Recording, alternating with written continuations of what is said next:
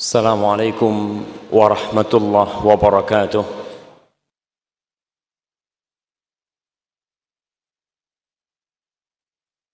Alhamdulillah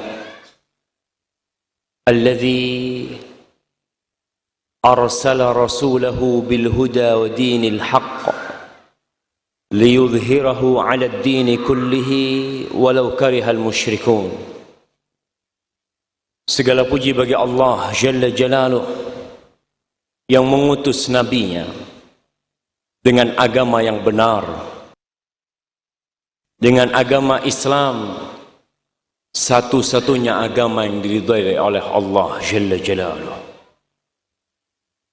Untuk Allah menangkan agama ini di atas seluruh agama, walaupun orang-orang musyrik benci dengan hal itu.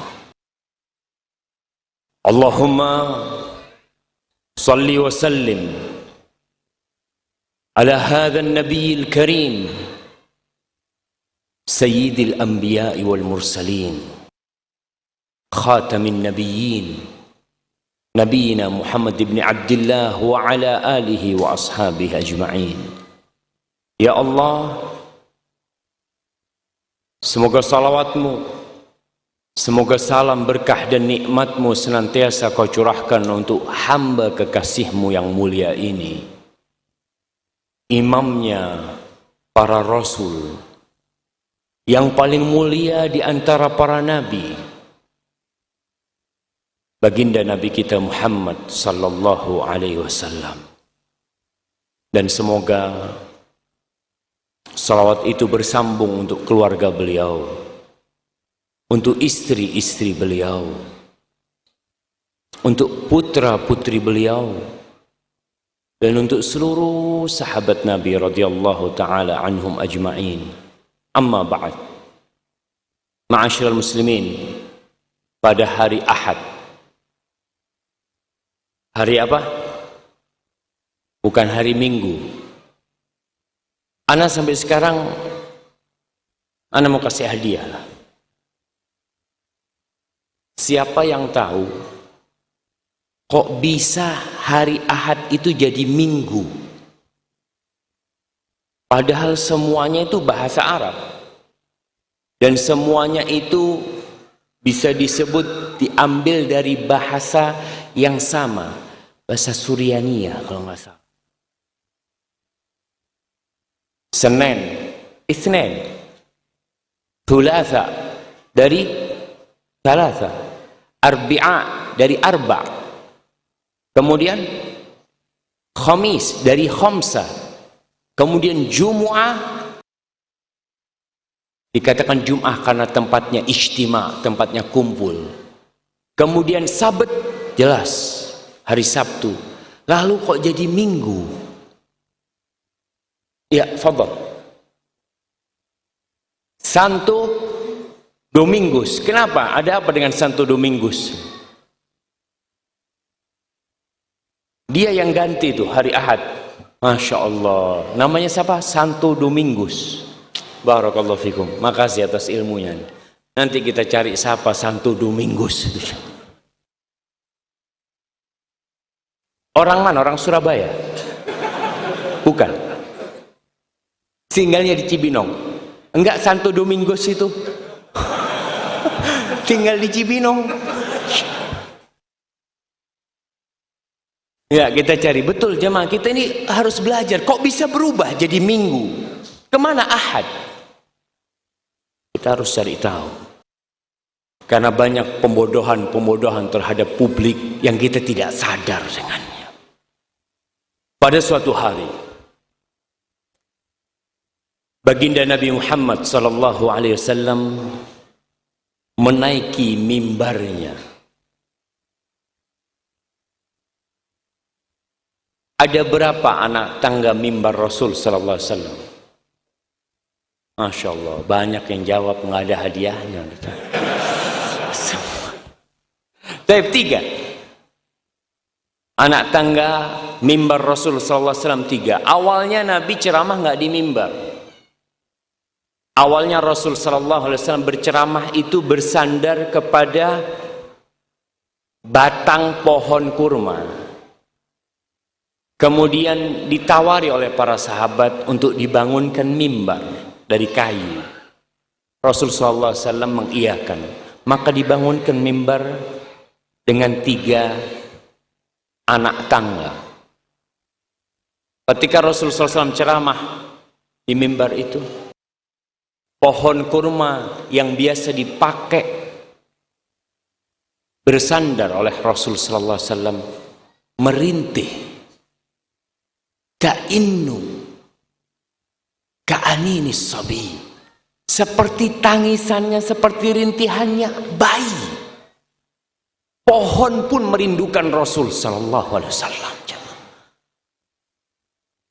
Bagaimana dengan kita yang mengaku umatnya Rasul sallallahu alaihi wasallam?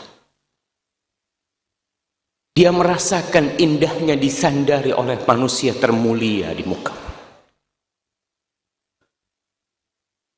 Ketika Rasul sallallahu alaihi wasallam suatu hari naik mimbarnya, di setiap anak tangga mimbar beliau mengatakan amin. Naik lagi amin. Naik lagi amin. Para sahabat mempertanyakan. Mereka tidak mendengar sesuatu apapun kecuali amin Nabi Muhammad sallallahu alaihi wasallam. Maka mereka bertanya, "Ala madza amanta ya Rasulullah?" Apa yang kau aminkan wahai Rasul sallallahu? Nabi alaihi salatu wasallam menjelaskan, "Lamma raqitu darajal ula." Ketika aku naik ke anak tangga pertama, ja'ani Jibril. Datang kepadaku Jibril alaihi salam. Faqala, lalu Jibril mengatakan, "Syaqiyun 'abdun adraka Ramadan fansalakha minhu wa lam yughfar lahu." Syaqi, celaka, melarat, sengsara seorang hamba yang hidup di bulan Ramadan, bisa hadir menghirup udara Ramadan, bulan yang dicintai Allah, bulan yang diturunkan Al-Quran. Kemudian dia keluar dari bulan Ramadan, dosa-dosanya belum diampuni. Seakan-akan kita pakai baju kotor, kotor habis kehujanan, kena lumpur, lalu kita masukkan baju kita ke mesin cuci, kita kasih pemutih, kita kasih segala sabun yang bagus. Setelah 30 hari dicuci, keluar baju itu tetap dengan lumpurnya. Begitu pula orang yang dapat Ramadan, dicuci sama Allah dosa-dosa hamba di bulan Ramadan, dia keluar dengan dosa itu tetap. Celaka. Faqultu amin. Maka aku mengaminkan doanya Jibril. Semoga celaka tuh orang. Thumma qal, kemudian Jibril mengatakan, syaqiyun abdun adraka walidayhi aw ahadahuma falam yudkhilahul jannah. Celaka seorang hamba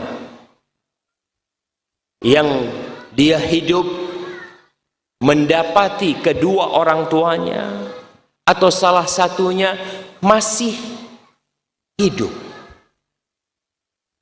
Dia mendapati kedua orang tuanya atau salah satu, ternyata dia nggak masuk surga. Nih, pintu surga terdekat dia nggak bisa masuk surga. Maka celaka tuh orang. Faqultu amin. Kata Nabi SAW, maka aku katakan amin. Semoga celaka tuh orang. Yang orang tuanya masih hidup, kemudian dia tidak bisa masuk surga lewat orang tuanya. Mau lewat pintu sholat, mau lewat pintu haji, mau lewat pintu jihad, yang di depanmu kau hilangkan. Al-walid awsatu abwabil jannah. Orang tua itu pintu surga paling mulia. In syi'ta fa'adhi' dhalikal bab. Kalau kau mau, Sudah, kau jangan masuk surga lewat pintu itu. Faqultu amin, kata Rasulullah SAW. Thumma qala, lalu Jibril berkata yang ketiga, syaqiyun abdun dzukirtu indahu walam yusalli alaika. Faqultu amin. Celaka seorang hamba yang namamu, dirimu disebutkan di sisi dia, kemudian dia tidak bersolawat kepadamu. Faqultu amin. Allahumma salli wa sallim wa zid wa barik wa an'im ala hadzal nabiyil karim. Celaka jemaah. Antum dengar nama Muhammad, diam. Celaka antum. Katakan sallallahu alaihi wasallam, sallu ala nabi. Bersalawatlah kalian kepada Nabi alaihi salatu wassalam. Ma'asyiral muslimin, bisa dibayangkan. Yang berdoa siapa? Jibril. Yang mengaminkan siapa? Ar-Ruhul Amin. Yang mengaminkan Nabi Muhammad sallallahu alaihi wasallam al-Amin. Jibril yang berdoa, yang mengaminkan Sayyidul Mursalin. Niscaya Allah akan mengabulkan doanya. Pada suatu hari, Al-Harith Al-Akli Awil Ukla, dia menangis ketika mengantarkan jenazah ibundanya. Alim ulama seharusnya tabah mendapatkan musibah itu. Seharusnya bersabar mengatakan inna lillahi wa inna ilaihi raji'un. Orang-orang mendapati dia menangis. Maka mereka pada berkata, lima tabki? Kenapa kau nangis? Walima la abki? Waqad ughliqa anni babun min abwabil jannah. Bagaimana aku tidak akan menangis? Salah satu pintu surga sudah ditutup buat aku. Ma'asyiral muslimin, yang mendapatkan orang tuanya masih hidup itu pintu surga. Allah Jalla Jalaluhu di dalam Al-Quranul Karim, di dalam 4 ayat,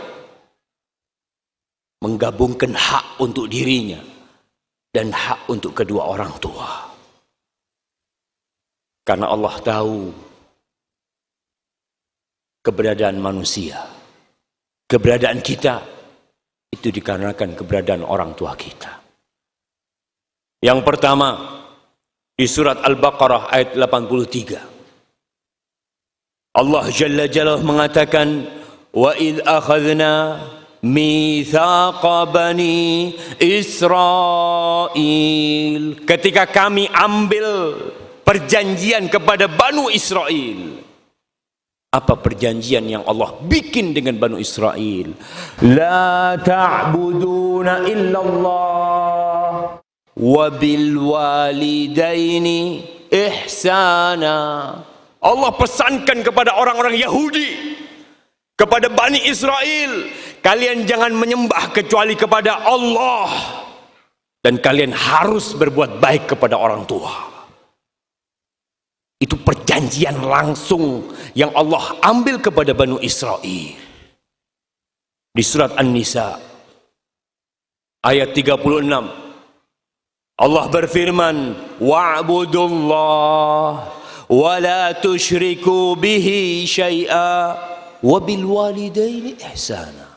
Kalian menyembahlah Allah, beribadahlah kepada Sang Pencipta, dan jangan kalian berbuat syirik. Yang kedua, wabil walidaini ihsana. Kalian berbuat baik kepada kedua orang tua kalian.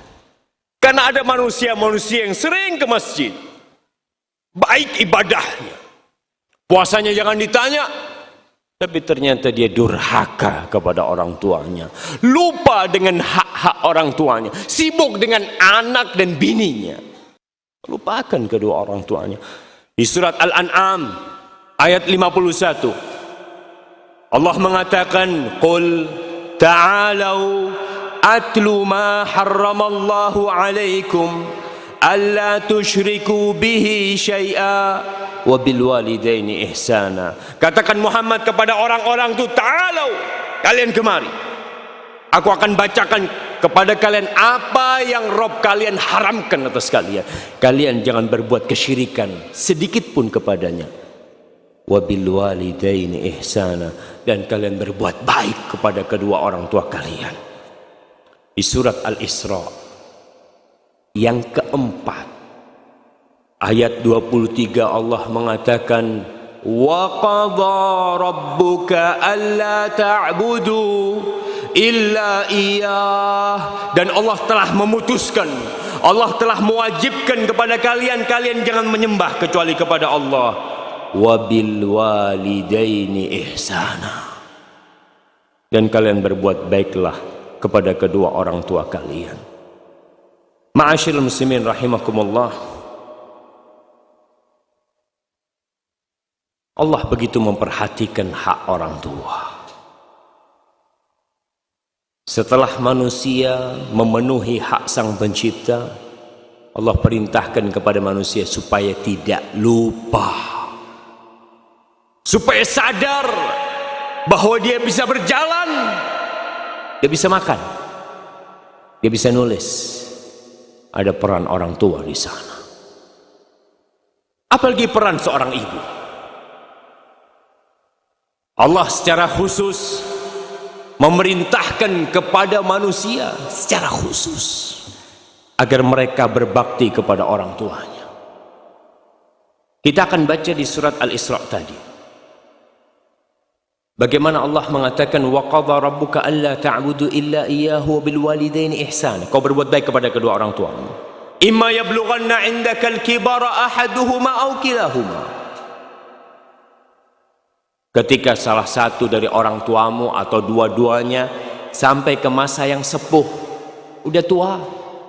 Kita tahulah orang yang sudah sepuh, permintaannya aneh. Kalau tidak diturutin nangis. Ya. Allah katakan ketika kedua orang tuamu sudah tua renta atau salah satu di antaranya, fala taqul lahuma uffin. Jangan pernah engkau mengatakan uff. Ketika kau masih kecil, orang tuamu gagah, kau nggak berani membantah perintahnya, nggak ada yang berani. Kita ini yang masih ya seumur-umur anak, orang tuanya masih gagah, kita mau ngomong enggak, mau nolak perintahnya nggak berani, karena bisa digampar sama orang tua kita. Wala tanharhuma, jangan kau menghardik keduanya, karena sudah tua renta, kadangkala tangannya sudah mulai bergerak, kadangkala jalan dengan tongkatnya pelan, cepetan, subhanallah. Bapak ibumu kok katakan itu. Wa qul lahuma qawlan karima, katakan kepada keduanya perkataan yang karima, perkataan yang penuh dengan penghormatan dan kata-kata yang indah yang kau pilihkan untuk keduanya. Wakhfid lahuma janahadh-dhulli minar rahmah, wakhfid lahuma janahadh-dhulli minar rahmah. Kita pernah melihat burung, bagaimana burung meletakkan sayapnya. Kadang-kala kita lihat ayam meletakkan sayapnya dan anak-anaknya naik ke atasnya, bersembunyi di sayap itu. Allah perintahkan kepada anak agar dia membuka sayapnya dengan penuh penghinaan. Buat siapa? Buat orang tuanya. Minar rahmah, sebagai bentuk kasih sayang kau kepada orang tuamu. Wa qur rabbirhamhuma kama rabbayani shaghira, dan katakan rabbirhamhuma kama rabbayani shaghira. Allah jadikan keridoannya ikut keridoan orang tua kita. Yang datang kajian orang tuanya nggak ridho, hati-hati. Ustaz, anak mau kajian Ustaz, orang tua nggak boleh, kata dia. Melarang nuntut ilmu. Nah, masih banyak sarana untuk nuntut ilmu. Rasul sallallahu alaihi wasallam mengatakan ridha Rabb fi ridhal walid wa sakhatur Rabb fi sakhatil walid. Keridhaan Allah bergantung dengan keridhaan orang tua kita. Kemurkaan Allah bergantung dengan kemurkaan orang tua kita. Para jamaah rahimakumullah, Tadi saya singgung bahwasanya Allah telah mengkhususkan buat ibu, memberikan hak khusus buat ibunda kita. Kenapa? Ketahuilah bahwa dari rahimnya dilahirkan seorang imam, imam yang memimpin sholat, imam yang memimpin kaum muslimin. Dari rahim siapa dia lahir? Ibu. Semua yang ada di tempat ini pasti dilahirkan dari rahim seorang ibu.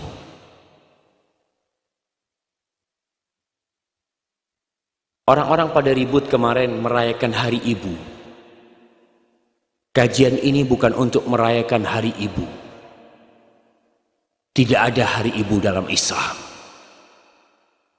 Tidak ada hari ibu dalam Islam, karena semua hari 360 hari milik ibu kita. Nggak ada kau khususkan buat ibu satu hari.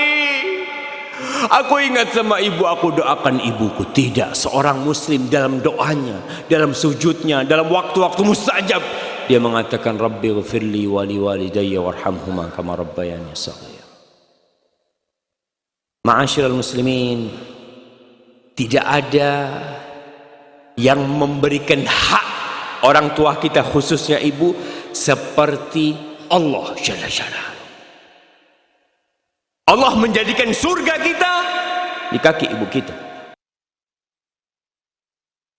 Benar, ya.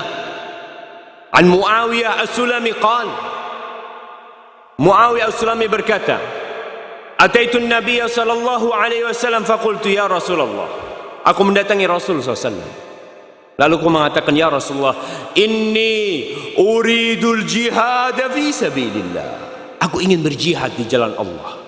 Jihad jemaah. Orang yang mati di medan perang dengan tetesan darah pertama diampuni dosa-dosanya. Dia akan dikawinkan dengan bidadari-bidadari surga. Bahkan dia akan diberi oleh Allah kesempatan memberikan syafaat kepada 70 dari keluarganya. Subhanallah. Dzirwatu sanamil Islam. Ibadah Islam yang paling tinggi. Dia datang mau berjihad. Apa kata Rasulullah SAW? Hal ummuka hayyah? Muawiyah, ibumu masih hidup? Qultu na'am. Iya Rasulullah SAW. Ilzam rijlaha fathammal jannah. Kau terus di kaki ibumu, berdiam kau di kaki ibumu, di situ ada surga. Bukankah seorang hamba ketika berjihad ingin surga? Bukankah dia ingin masuk ke dalam Firdaus? Ilzam rijlah. Kata Rasulullah SAW, kau tetap berdiam di kaki. Qultu na'am. Wa qala li rajulin akhar mithlah. Dan Nabi pernah mengatakan kepada lelaki lain seperti itu. Falzamha fa innal jannata tahta rijlaiha. Di situ ada surga kalau engkau benar mencari surga. Siapakah orang yang paling berhak mendapatkan penghormatan kita? Bos kita, istri kita, anak-anak kita. Anak-anak gak pernah berbuat baik sama kita. Kita yang berbuat baik sama dia. Dalam hadis riwayatkan Imam Bukhari dan Muslim dari Abu Hurairah radhiyallahu taala anhu, ja'a rajulun ila Nabi sallallahu alaihi wasallam faqal, datang seorang lelaki menjumpai Rasul sallallahu alaihi wasallam, lalu dia berkata, ya Rasulullah, wahai Rasulullah, man ahaqqun nas bi husni sahabati? Siapakah manusia di muka bumi ini yang paling berhak mendapatkan kebaktianku, persahabatanku terbaik? Siapa yang paling berhak aku temani dalam kehidupan ini? Qala ummu. Kata Rasulullah SAW, ummu, ibundamu. Qala thumma man? Lalu siapa Rasulullah SAW? Qala thumma ummu, ibundamu. Qala thumma man? Lalu siapa wahai Rasulullah? Ya, yang pertama ibu, yang kedua ibu, yang ketiga. Setelah ibu siapa? Thumma ummu, ibundamu lagi. Qala thumma man? Qala thumma abu. Baru setelah itu bapakmu. Para jamaah, Kita nih yang laki, jangan cemburu ketika anak kita lebih cinta sama ibunya daripada kita. Dan para istri, jangan sakit hati ketika suaminya berbakti sama ibunya, menghabiskan waktu bersama ibundanya. Engkau harus bersyukur kepada ibunda suamimu. Kenapa? Ia rela anaknya kau ambil. Ibu itu kepingin anaknya sukses, berhasil. Kemudian anaknya mendampingi ibu. Tapi ketika menikah, dibawa sama istrinya, hidup bersama istrinya, sibuk dengan anak-anaknya. Maka tolong para wanita, membantu suaminya berbakti sama ibunya. Ketika sang suami dapat rezeki, para suami, lihat kau sisihkan buat ibumu pertama. Bukan buat anak istrimu. Oh, istriku kepingin ini, ibuku kepingin ini, anakku kepingin ini. Mana yang dilakukan ibu? Dan subhanallah, kepingin rasanya kalau ada yang bisa ketika dapat rezeki, dia datang ke ibunya, Bu, ini rezeki, Bu.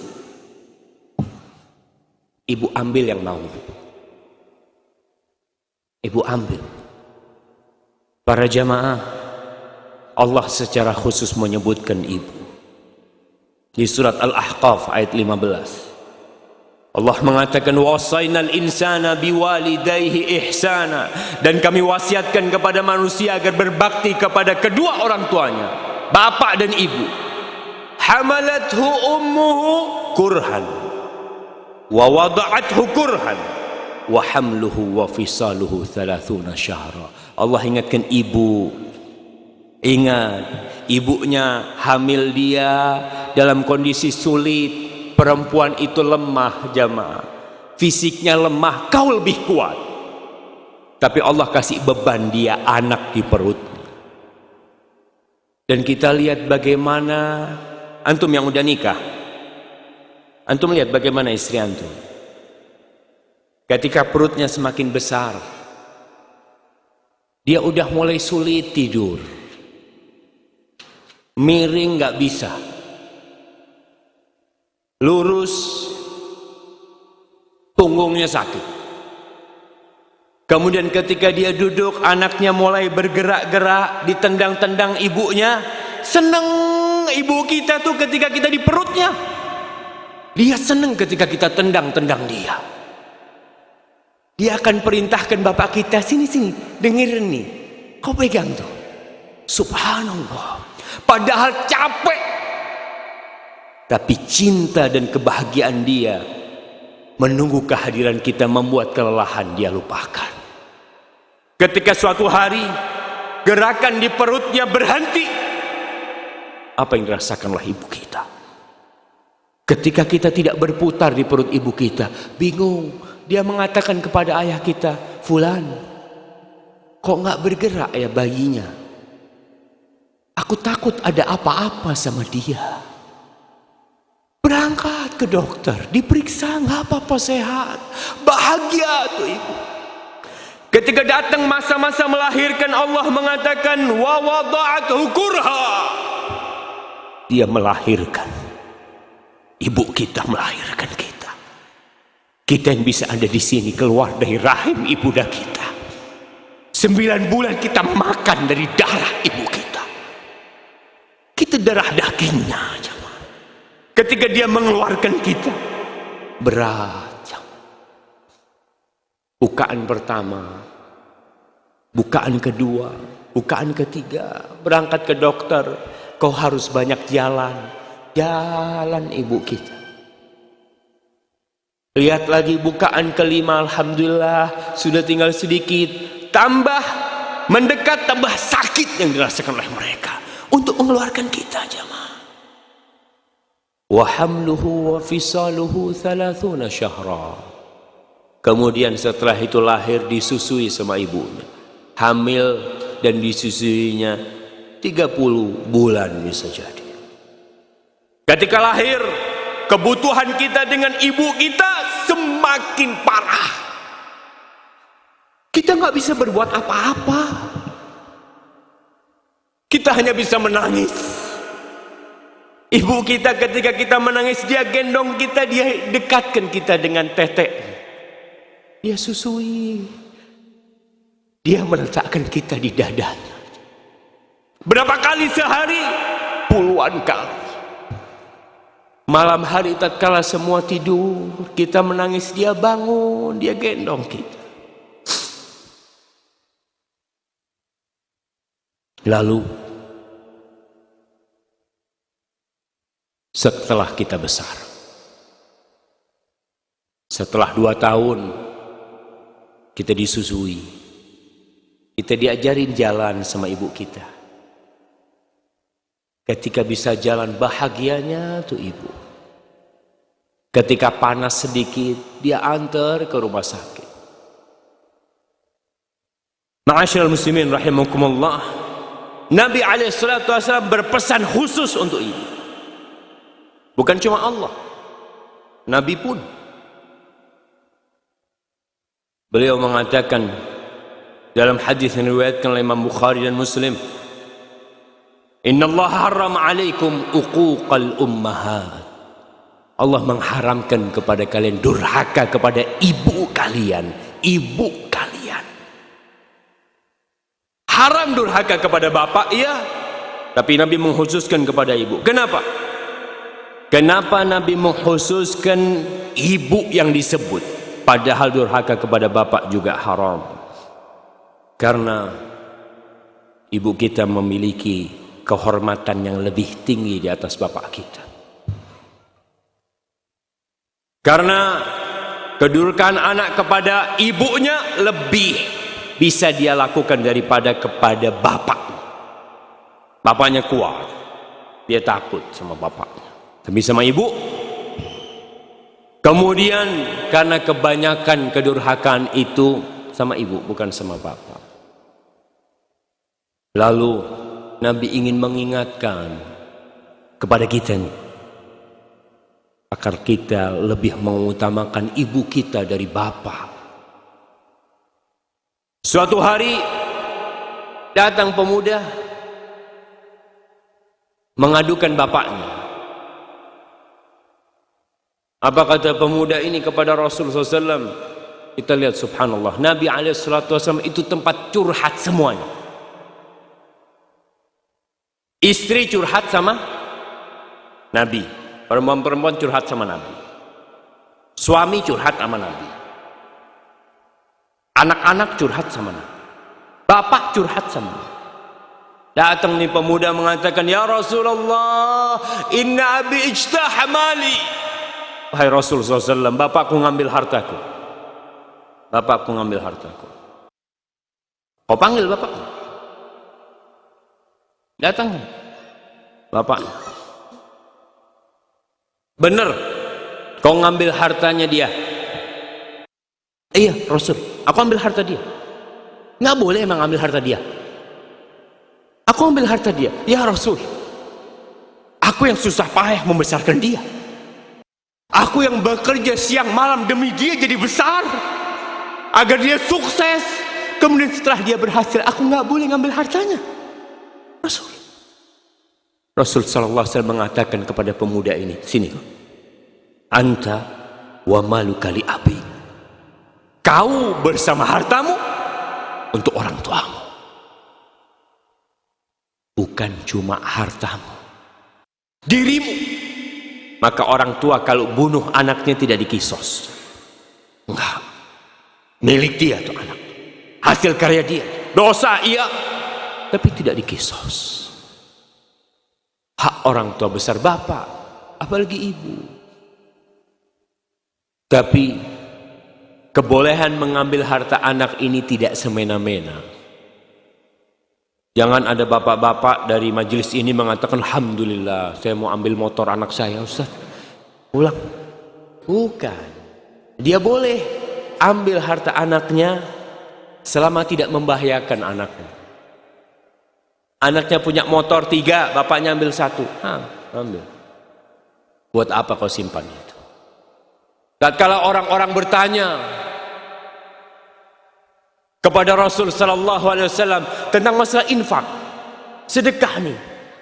Yas'alunaka madza yunfiqun. Mereka bertanya kepadamu apa dan kepada siapa mereka berinfak.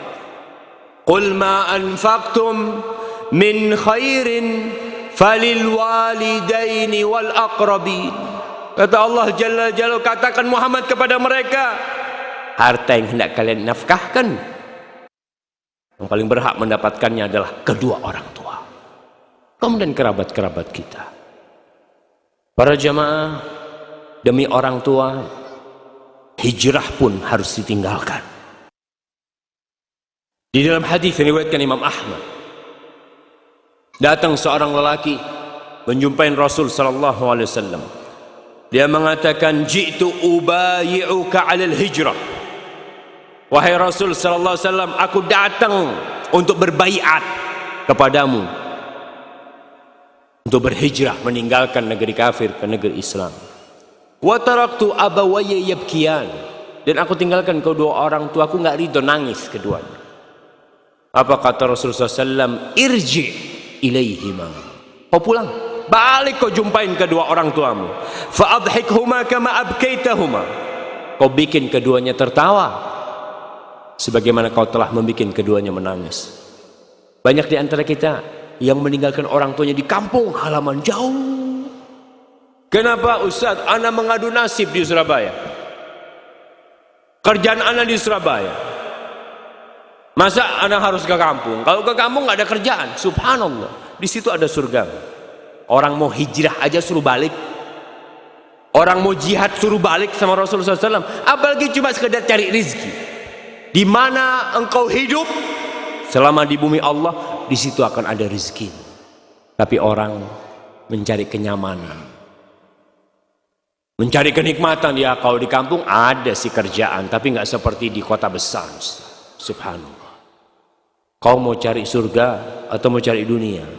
Kalau kau cari dunia, cari itu dunia. Abu Hurairah radhiyallahu taala anhu, bagaimana kebaktian Abu Hurairah kepada ibunya? Ibunya ketika itu masih kafir. Ibunya ini kalau ngomong pedes. Terkadang ibunya mengeluarkan kata-kata yang tidak pantas untuk Rasulullah sallallahu alaihi wasallam. Suatu hari Abu Hurairah ke rumah, dia ketemu sama ibunya. Ibunya ngomong nggak enak, mencela Rasul SAW. Abu Hurairah nggak tahan, dia keluar dari rumah. Kemana? Menjumpai Rasulullah SAW.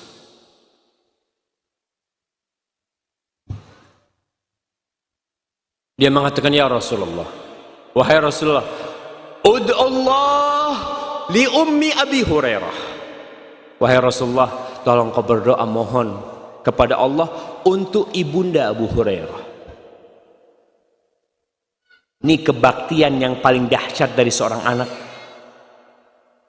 Ketika mendapatkan ibundanya dalam kemaksiatan, dalam kekufuran, dia meminta kepada Allah bagaimana ibunya bisa masuk surga. Rasul sallallahu alaihi wasallam angkat tangan mengatakan, Allahumma hdi umma Abi Hurairah. Ya Allah, berikan hidayahmu kepada ibunda Abu Hurairah. Udah. Abu Hurairah pulang ke rumahnya, jumpain ibunya. Ketika mau masuk dilarang sama ibunya. Ala risli, tunggu. Ternyata ibunda Abu Hurairah sedang mandi. Ketika dibukakan pintu, ibunda Abu Hurairah mengatakan, asyhadu an la ilaha illallah wa asyhadu anna Muhammad Rasulullah. Adakah kebaktian yang lebih dari menyelamatkan ibundanya dari api neraka? Subhanallah. Hadis ini diriwayatkan Imam Bukhari dalam kitab Al-Adabul Mufrad dan sahih. Kemudian Abu Hurairah, ketika Rasul SAW sudah meninggal dunia, Abu Hurairah itu setiap mau keluar rumahnya, dari rumahnya itu nggak gabung sama rumah ibundanya, tapi rumahnya satu halaman. Jadi kumpullah, nggak jauh sama ibundanya. Setiap Abu Hurairah mau pergi, dia datang ke ibunya. Dia mengatakan, Assalamu alayki ya ummah wa rahmatullah wa barakatuh. Rahimakillah kama rabbaitini saghiran. Abu Hurairah mengatakan, Assalamualaikum wahai ibundaku, semoga rahmat Allah dan berkahnya untukmu. Semoga Allah merahmatimu wahai ibundaku, sebagaimana engkau telah membesarkan aku, merawatku ketika aku kecil. Fataqulu ibunya menjawab, wa alaikassalam ya waladi wa rahmatullah wa barakatuh rahimakallahu kama barartani kabiran. Wahai anakku, semoga Allah menyayangimu sebagaimana engkau telah berbakti kepadaku dalam kondisi engkau besar. Dalam perjalanan Abu Hurairah kalau mau pulang, datang ke rumah ibunya dulu, bukan ke rumah istrinya, ibunya. Ma'asyiral muslimin rahimakumullah, Al-Imam Ibnul Jauzi, beliau hidup di abad ke-6 kira-kira. Dia menjelaskan tentang kondisi abad ke-6. Berapa tahun yang lalu? 800 tahun yang lalu kira-kira. Dia menceritakan, inni ra'aitu syabibatan min ahli zamanina la yaltafituna ila birril walidain. Aku melihatnya anak-anak muda sekarang nih, di zamanku, mereka tidak menoleh, tidak memperhatikan tentang birrul walidain. Wala yarawnahu laziman luzumad din. Mereka tidak melihatnya sebagai suatu kewajiban agama, enggak. Mereka hanya, ya sudahlah, kalau ente punya waktu ente berbakti. Kalau punya waktu ya sudah. Allah tidak memberatkan kepada hambanya, la yukallifullah nafsan illa wus'aha. Punya dalil kadang kala mereka tidak berbakti sama orang tuanya. Yarfa'una aswatahum 'alal aba' wal ummahat wa ka'annahum la ya'taqiduna ta'atahum minal wajibah. Cerita nih kondisi manusia di zamannya Ibnul Jauzi. Mereka ngangkat suara kepada bapak ibunya. Lalu beliau mengatakan, wal ya'lamil bar, hendaklah anak yang berbakti mengetahui. Nih kita belajar untuk dapat ilmu nih. Nih salah satu ilmu kita dengar nih dari Ibnul Jauzi. Dia mengatakan wal ya'lamil baru bil walidain annahu mahma balagha fi birrihima lam yafi bi syukrihima. Hendaklah dia tahu seperti apa, sebaik apa kebaktian dia kepada kedua orang tuanya, itu tidak pernah dia bisa mencapai berterima kasih kepada keduanya. Belum. Jangan pernah merasa aku sudah berbakti, jangan. Kemudian Ibnul Jauzi menceritakan, an Zur'ah bin Ibrahim, anna rajulan jaa ila Umar. Ada seorang laki datang menjumpai Umar bin Khattab radhiyallahu taala anhu. Dia berkata, innali umman balagha bihal kibar wa innaha la taqdi hajataha illa wa dhahri matiyatun laha wa uwaddi'uha wa asrifu wajhi anha fahal addaitu haqqaha. Ini orang tanya sama Umar radhiyallahu taala anhu, wahai Amirul Mukminin, aku nih punya ibu udah tua, udah renta, dia itu udah nggak bisa apa-apa. Dia kalau mau ke kamar mandi, punggungku yang jadi kendaraan ke kamar mandi. Aku yang memwudukkan dia dan aku memalingkan wajahku ketika aku memwudukkan dia, membersihkan dia. Karena nggak ada orang lain, dia yang melakukan itu. Apakah aku sudah membalas budi dia? Qala la. Enggak. Kata Umar, la. Qala alaysa qad hamaltuha ala dhahri wa habastu nafsi 'alaiha. Bukankah aku wahai Amirul Mukminin sudah mengangkat dia di atas punggungku dan aku menahan diriku demi dia. Enggak kemana-mana, enggak keluar kota kemana-mana, aku diam di rumah untuk dia.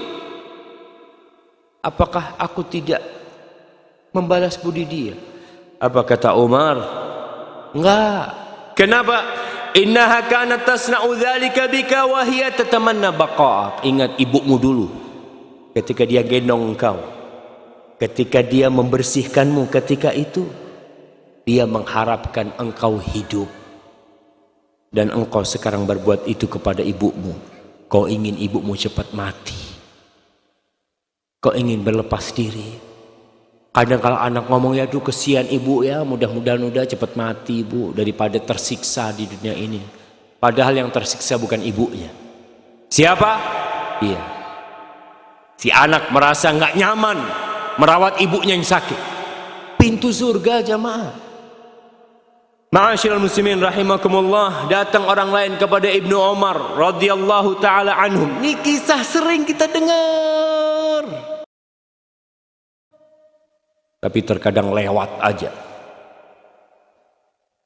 Datang seorang kepada Ibnu Umar mengatakan, "Hamaltu ummi ala raqabati min Khurasan." Aku gendong ibuku di punggungku, di leherku sini. Dari Khurasan. Khurasan itu di mana jemaah? Di Iran sana. Jalan kaki ini dia, gendong ibunya. Antum gendong ibu mungkin dari depan rumah ke dalam aja kadang kala udah berat. Ini dari Khurasan berangkat haji dia. Ingin ibunya berangkat haji. Hatta qadaitu biha manasikal hajj. Aku sampai selesai melaksanakan manasik haji. Aturani jazaituha, menurutmu aku sudah balas enggak budinya dia? Qala la. La. Wala talqatun min talaqatiha. Sakit dia ketika dia menjerit untuk mengeluarkan engkau dari perutnya, satu belum kau balas. Para jamaah, Ibnu Jauzi mengatakan, hendaklah orang yang berbakti tahu diri.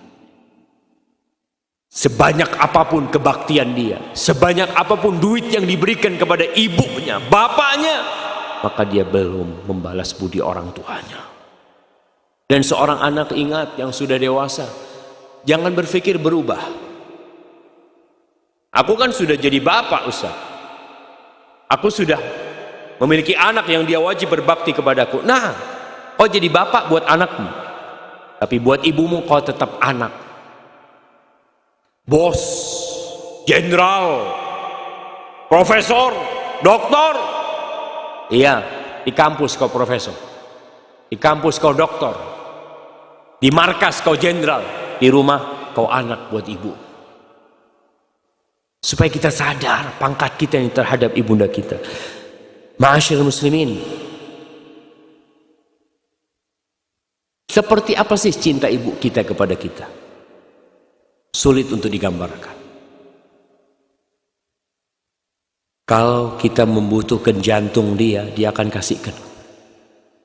Ada seorang pujangga, seorang penyair yang memberikan gambaran kepada kita tentang bagaimana cintanya seorang ibu kepada anaknya.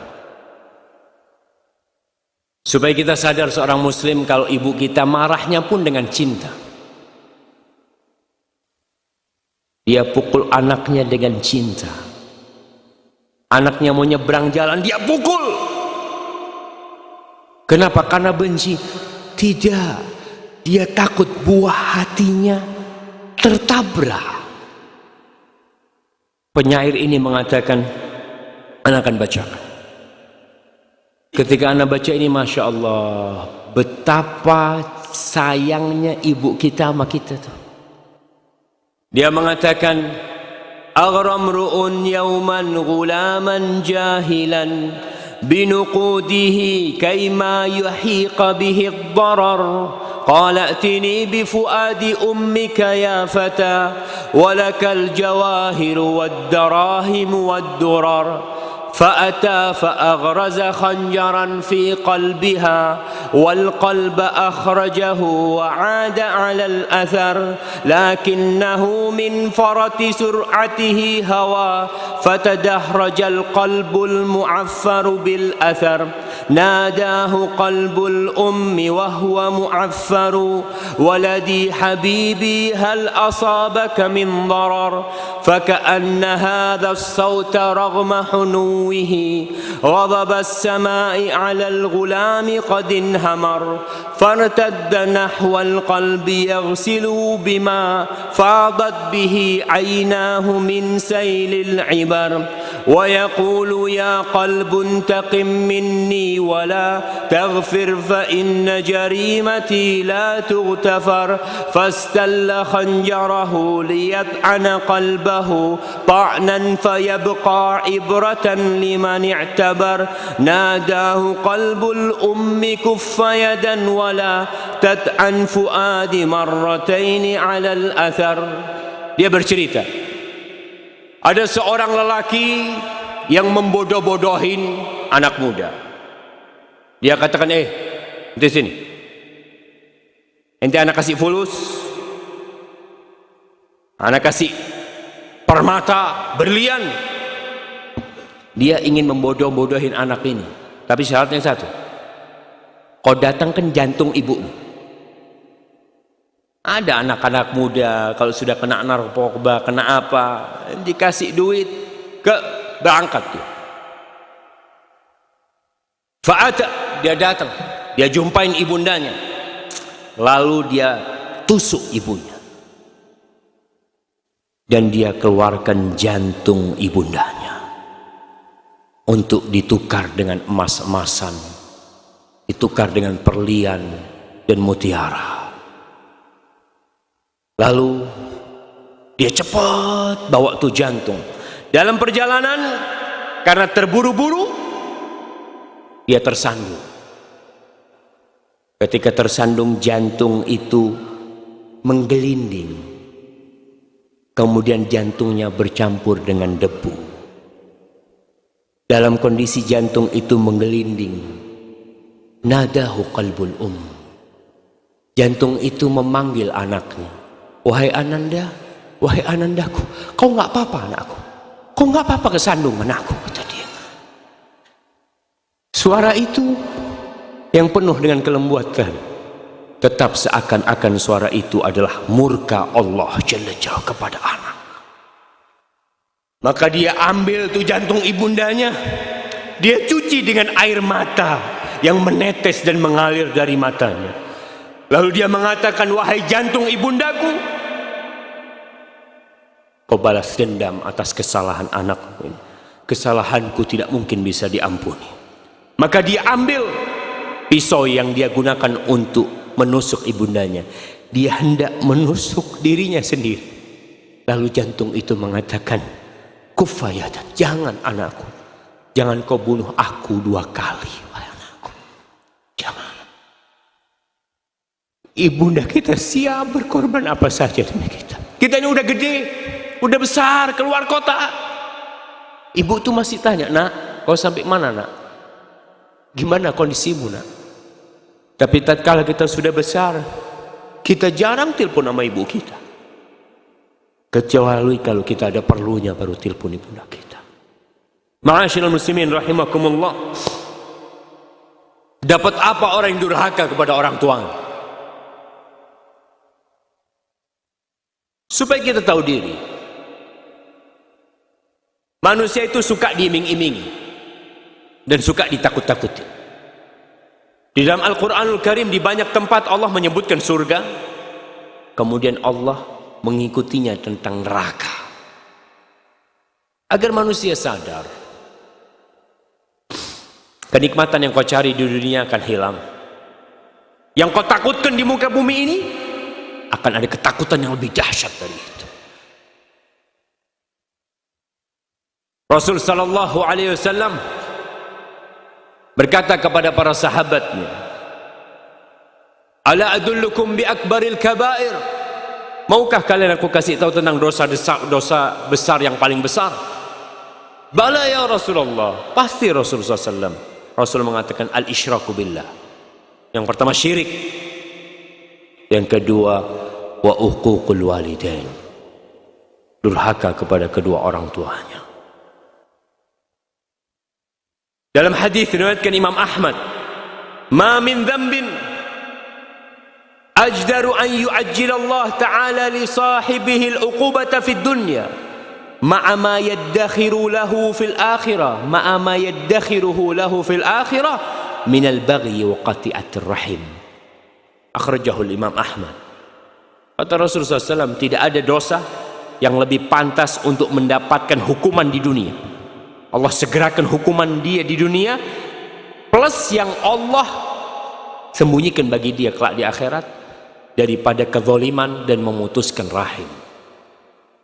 Memutuskan rahim yang paling besar adalah orang tua. Coba anak lupa sama orang tuanya, jauh cuma ke kampung halamannya. Kapan? Mudik, liburan panjang. Iya Ustaz, butuh fulus Ustaz ketemu orang tua. Eman-eman fulusnya. Daripada buat ke orang tua, kan enak buat nambah modal. Subhanallah. Dua hal yang manusia takutin ketika berbakti sama orang tuanya. Dua hal. Anda mau kasih hadiah.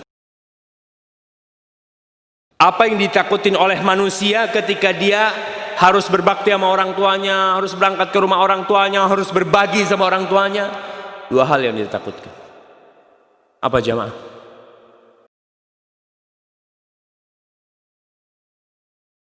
Bukan takut istri. Hartanya berkurang dan takut istri. Bukan sih, anak kasih antum. Ya, yang satu betul, hartanya berkurang. Yang kedua,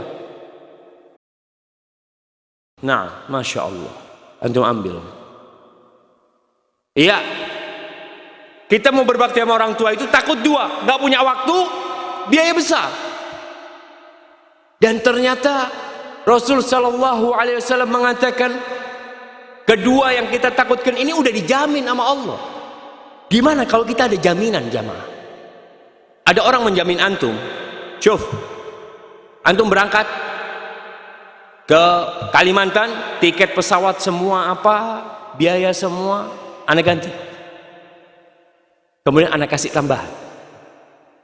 Kira-kira kita berangkat nggak? Berangkat kita. Yang jamin nih Allah. Kata Rasul sallallahu alaihi wasallam, "Man sarrahu an yunsa'a lahu fi athari wa yubsata lahu fi rizqi falyasil rahim." Barang siapa yang ingin umurnya diberkahin, antum berangkat ke orang tua antum, umur antum nggak berkurang, ditambah umur antum.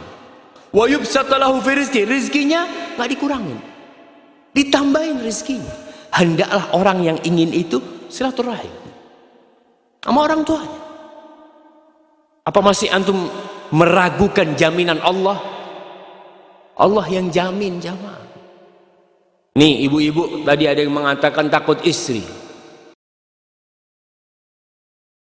Kayaknya nggak banyak yang takut istri. Ana izin dulu.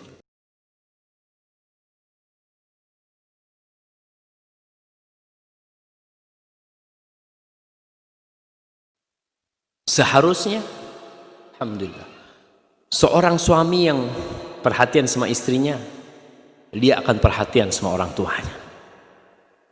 Istrinya perempuan, ibu anak-anaknya, dia perhatian sama istrinya. Ibunda dia perempuan, dan ibunda dia adalah wanita yang melahirkan dirinya. Ma'asyiral muslimin, kapan terakhir kali antum nih minjit kaki ibu antum? Bertahun-tahun antum pisah sama ibu antum.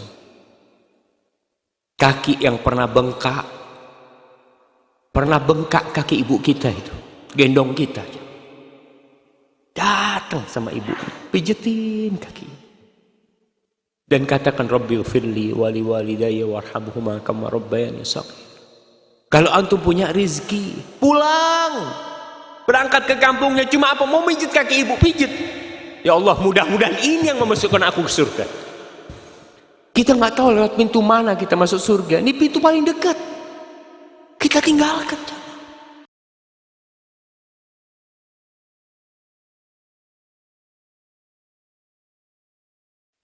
Insya Allah antum tahu dengan kisah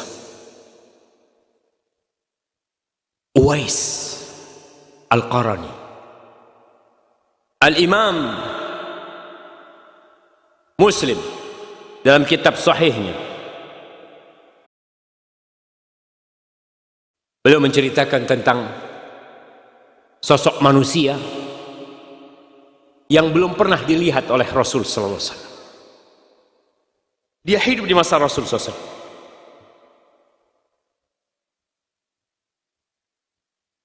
Rasul sallallahu alaihi wasallam menceritakan tentang kisah dia kepada Umar bin Khattab. Karena Umar bin Khattab radhiyallahu anhu, biasanya Umar bin Khattab ini idza ata alaihi amdadu ahli Yaman, kalau datang tuh pasukan-pasukan dari Yaman ke Madinah, Umar hanya bertanya tentang satu manusia. Afikum Uwais bin Amir? Di tengah-tengah kalian ada nggak Uwais bin Amir? Terus setiap kali datang nggak pernah ketemu, sampai suatu saat ketemu sama Uwais bin Amir. Faqala anta Uwais bin Amir? Engkau Uwais bin Amir? Qala na'am, iya, aku Uwais bin Amir. Min Murad, kau dari Murad, dari kabilah Murad. Thumma min Qaran, kemudian kau dari kabilah Qaran. Qala na'am, iya. Qala laka walidah, kau punya ibu? Qala na'am, iya, aku punya ibu. Dapat nih Umar, nih orang yang dia maksud di depan dia sekarang, yang dia cari bertahun-tahun, kemudian ada di hadapan Umar. Apa kata Umar? Sami'tu, aku mendengar Rasulullah sallallahu alaihi wasallam yaqul, Nabi alaihi salatu wasallam bersabda, ya'ti alaikum Uwais bin Amir ma'a amdadi ahli Yaman min Muradin thumma min Qaran, kana bihi barasun fabara'a minhu illa mawdi'a dirham, lahu walidatun huwa biha barrun, law aqsama 'ala Allah la abarra, la abarra.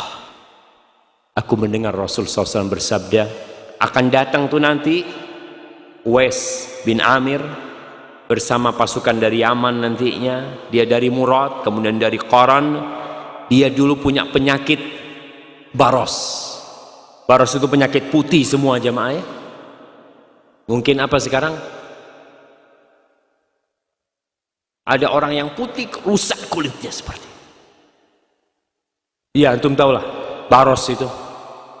Kemudian dia meminta kepada Allah agar disembuhkan, dan disembuhkan semuanya kecuali ada sebesar 1 dirham. Dikatakan di perutnya. Dia tidak minta disembuhkan itu, supaya dia tahu dan ingat dulu kau punya penyakit itu, lalu Allah sembuhkan engkau. Setiap kali dia lihat perutnya dia ingat. Lahu walidah, Nabi mengatakan alaihi salatu wasallam, dia memiliki ibu. Yang Uwais ini berbakti banget sama ibunya. Lau aqsama 'ala Allah la abarrah. Bayangkan, Nabi mengatakan, andai kata Uwais bin Amir ini bersumpah meminta kepada Allah, Allah akan kabulkan permintaan. Nggak pernah berjumpa dengan Rasul SAW. Dia memilih untuk berbakti sama ibunya. Orang-orang kampung berangkat berjumpa dengan Rasul SAW untuk mendapatkan fadilah suhbah, menjadi sahabat Nabi. Iya, tapi Uwais karena punya ibu, dia berusaha berbakti sama ibundanya. Uwais ini kata Rasul SAW, kalau dia bersumpah minta sama Allah, dia mengatakan, ya Allah, aku minta kau turunkan hujan. Allah turunkan hujan. Itu kata Nabi SAW. Nabi mengatakan kepada Umar, fa in istata'ta an yastaghfir laka faf'al. Kalau kau bisa Umar, minta kepada Uwais agar dia memohonkan ampun untukmu, kau minta sama Uwais. Umar bin Khattab, Amirul Mukminin, disuruh minta doa dari Uwais bin Amir jamaah. Kenapa? Karena dia berbakti sama ibundanya. Fastaghfirli, kau mohonkan ampun buat aku. Fastaghfar lahu. Lalu Uwais memohonkan ampun buat Umar bin Khattab. Faqala lahu Umar, aina turid? Kau mau kemana? Al-Kufah. Aku mau ke Kufah. Aku akan bikin surat buat engkau kepada gubernur Kufah agar dia perhatikan kepadamu. Apa kata Uwais? Aku nufi ghabra'in nas ahabbu. Aku jadi orang yang enggak dikenal, enggak ada orang tahu, lebih aku senang ya wahai Amirul Mukminin. Selesai. Tahun depannya orang-orang pada haji. Salah satu orang yang dari Kufah tuh berangkat haji, ditanya, kau tahu Uwais? Di Kufah, iya. Taraktuhu rathal bait qalil al-mata. Uwais itu bajunya aduh jelek ya, rumahnya juga buruk. Kemudian barang-barangnya sedikit, maksudnya orang miskin tuh Uwais. Lalu Umar mengatakan kepada orang ini tentang hadis Rasulullah SAW. Apa yang terjadi? Orang ini pulang, dia cari Uwais di Kufah. Lalu dia mengatakan, istaghfirli, mohonkan ampun buat Allah untukku, mohonkan ampun kepada Allah untukku. Kata Uwais, anta ahdathu ahdan bisafarin salih fastaghfir. Engkau yang baru pulang haji, seharusnya engkau yang memohonkan ampun buat aku. Kau baru dari perjalanan yang baik, aku yang seharusnya minta kepada engkau agar engkau memohonkan ampun untukku. Orang ini mengatakan istaghfir, mohonkan ampun kepada Allah untukku. Apa kata Uwais? Enggak, kau yang lebih pantas. Lalu tetap maksa. Uwais mengatakan, laqita Umar, kau berjumpa dengan Umar? Qala na'am, iya, katanya. Fastaghfirullah. Maka Uwais akhirnya memohonkan ampun untuk dia. Ketika orang-orang tahu dengan Uwais, Uwais menghilangkan dirinya. Para sejarawan menyebutkan bahwa pernah suatu hari Uwais bin Amir ini, karena dia miskin, karena kalau dia ke tempat sampah cari makanan, jemaah. Orang yang kalau bersumpah minta sama Allah, Allah kabulkan. Disebutkan dia suatu hari ke tempat sampah, ketika dia mau ambil makanan, ada anjing yang menggonggong di sebelah dia. Apa kata Uwais? Kul mimma yalik wa akul mimma yalini. Kau makan di sisimu, aku makan yang di sisiku. Uwais mengatakan, idza tajawaztu sirat fa ana khairun minka. Andai kata aku bisa melewati sirat yang berada di atas neraka jahanam, aku lebih baik dari engkau. Tapi kalau aku tidak selamat di atas sirat, engkau lebih baik dari aku, kata Uwais. Subhanallah. Seorang yang berbakti kepada orang tuanya, mesti Allah akan kabulkan doanya. Harithah bin Nu'man, seorang sahabat Nabi. Aisyah radhiyallahu ta'ala cerita, Nabi suatu malam tidur, lalu beliau bermimpi. Beliau mengatakan, fara'aituni fil jannah. Aku melihat diriku sedang di surga. Fasami'tu sawta qari'in yaqra. Aku mendengar ada orang yang membaca. Lagi baca. Faqultu man hadha? Baca Quran ini, siapa ini? Faqalu hadha Harithah ibn Nu'man. Ini Harithah ibn Nu'man. Faqala Rasulullah SAW, kadzalikal birr, kadzalikal birr, wa kana abarran nas bi ummihi. Dia adalah orang yang paling berbakti kepada ibundanya. Rasul SAW tidak sempat berjumpa dengan ibundanya ketika beliau besar. Beliau pernah meminta izin kepada Allah agar bisa memintakan ampun untuk ibundanya, tapi tidak dikasih sama Allah. Lalu Nabi SAW minta izin sama Allah untuk boleh berkunjung ke kuburan ibundanya. Maka Nabi diperbolehkan berziarah ke kuburan ibundanya. Ketika beliau berada di kuburan ibundanya, beliau menangis. Beliau mengatakan kepada para sahabatnya, kuntu nahaitukum an ziyaratil kubur. Dulu aku melarang kalian ziarah kubur. Ala fazuruha. Sekarang kunjungi kuburan. Fa innaha tudzakkirul akhirah. Ziarah kubur itu mengingatkan kepada akhirat. Pada waktu itu Nabi menangis dan para sahabatnya nangis semuanya. Ma'asyiral muslimin yang masih punya orang tua, Yang masih punya ibu, saatnya kita melihat berapa yang kita berikan kepada ibunda kita dan berapa yang kita berikan kepada istri kita, kepada anak kita. Yang terkadang ibunda kita itu dengan yang sedikit sudah ridho. Belikan makanan buat ibunda kita, ajak makan orang tua kita, ya. Telepon tiap hari kalau bisa telepon. Kalau enggak SMS orang tua. Jangan mengatakan alhamdulillah Ustaz, saya seminggu sekali telepon ibu saya. Subhanallah. Tiap hari itu ibu kita doakan kita, ingat sama kita. Masa kita ingat sama ibu kita seminggu sekali? Pulang setahun sekali. Bikin 3 bulan sekali. Ustaz, duitnya habis. Jangan takut. Allah yang jamin. Masa kau masih takut? Hadza wallahu a'lam bishawab. Itu yang bisa kita kaji pada kesempatan kali ini. Apabila itu benar, itu dari Allah Jalla Jalaluh, dan apabila ada yang salah dan kurang berkenan, itu dari diri saya sendiri. Allah dan Rasulnya terbebaskan dari kesalahan itu.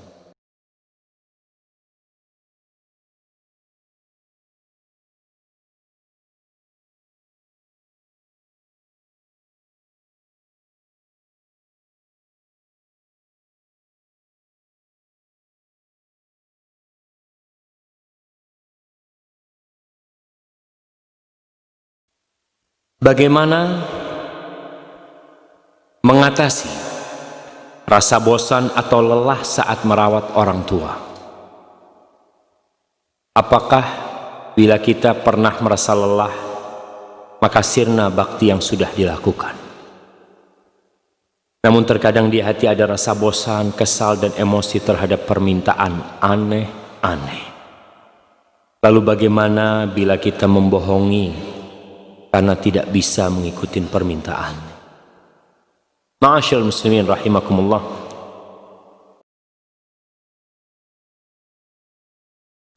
Kejenuhan menghampiri kita.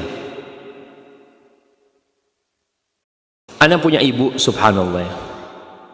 Dia 2 tahun ini udah kena stroke. Allah yashfiha.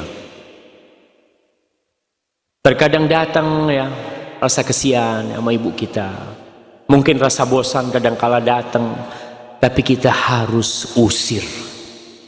Ketika antum pegang tangan ibu antum, antum ingat nih tangan yang dulu gendong antum. Nih tangan yang dulu ngusap, membersihkan kotoran antum. Maka ingat dengan itu. Insya Allah kebosanan itu akan hilang. Dan ingat ini pintu surga antum. Ketika antum pegang kakinya nih, kaki ibu ana, ya Allah, mudah-mudahan aku masuk surga lewat ibunda. Permintaan yang aneh-aneh dari orang tua. Para ulama menafsirkan firman Allah, wala tanharhum. Jangan kau hardik keduanya. Salah satu maknanya, jangan kau halangi keduanya dari apa yang dia pinta, sedangkan engkau mampu.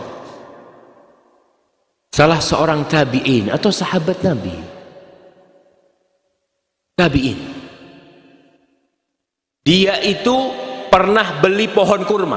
Harga pohon kurma pada waktu itu mahal banget. Harganya 1000 dirham. 1000 dirham itu berapa jemaah?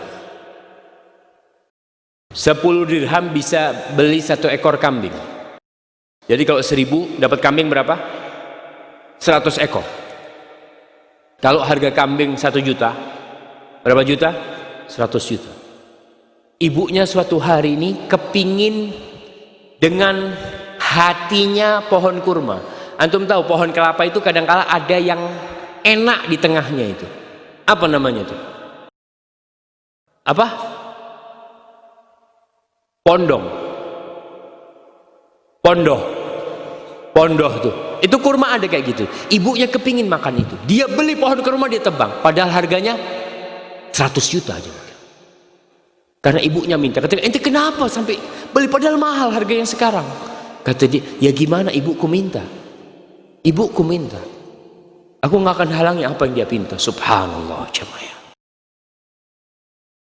Allahumma a'inna ala birri walidain. Assalamualaikum Ustaz. Bagaimana sikap kita terhadap orang tua yang pemarah? bagaimana agar beliau lebih menjadi penyabar. Jazakallahu khairan. Barakallahu fikum jamaah. Alhamdulillah antum punya orang tua pemarah tapi muslim. Antum tahu orang tuanya Nabi Ibrahim pemarah dan kafir. Nabi Ibrahim tetap berusaha bersabar menghadapi orang tuanya. Sampai mau dirajam Nabi Ibrahim sama bapaknya. Tapi tetap kebaktian dia tidak pernah dia tinggalkan. Menghadapi orang tua yang pemarah, maka berusaha untuk menghindari hal-hal yang membuat bapak kita marah. Apa nih? Oh, orang tua kita nggak suka sama ini. Hindari. Jangan kita tahu orang tua kita pemarah, kita malah membuat dia marah. Ketika dia marah, antum jangan marah dan jangan sakit hati. Antum tenang, iya Pak. Nah, apabila dia minta sesuatu sambil marah-marah, doakan dia. Katakan kepada orang tua, Pak, doakan anak Pak ya. Mudah-mudahan anak bisa senantiasa berdoa untuk Abah sama Umi ya. Terus doakan orang tua kita. Dan jangan bosan berdoa buat orang tua kita. Jangan berpikir kayaknya Ustaz tuh udah karakter Ustaz. Kalau tuh karakter, kenapa engkau bukan pemarah? Kan nurun biasanya karakter. Ada karakter yang nurun, ada yang karena lingkungan. Maka tetap kita bersabar, itu ujian kita. Wa nabluukum bisyarri wal khairi fitnah. Kata Allah, kami menguji kalian dengan kebaikan dan dengan keburukan. Itu sebagai ujian buat kalian. Assalamualaikum Ustaz. Waalaikumsalam warahmatullahi wabarakatuh. Apakah yang harus ana lakukan kalau ibu ana tidak suka kalau ana pakai celana cingkrang dan jenggot? Apakah harus menuruti ibu ana? Apa ana harus menuruti ibu ana walaupun ibu ana sudah tahu kalau itu sunnah? Barakallahu fikum. Ada amalan-amalan yang sunnah. Artinya sunnah, diamalkan nggak apa-apa, ditinggalkan rugi.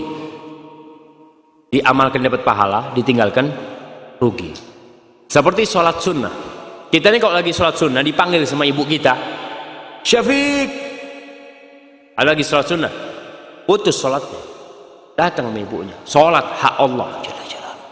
Tapi ketika ibu manggil, kita datang. Puasa sunnah, kita lagi puasa. Puasa Senin, hari Senin. Bapak lagi sarapan. Sinilah temenin bapak makan. Pak, aku lagi puasa, udah, nggak usah puasa.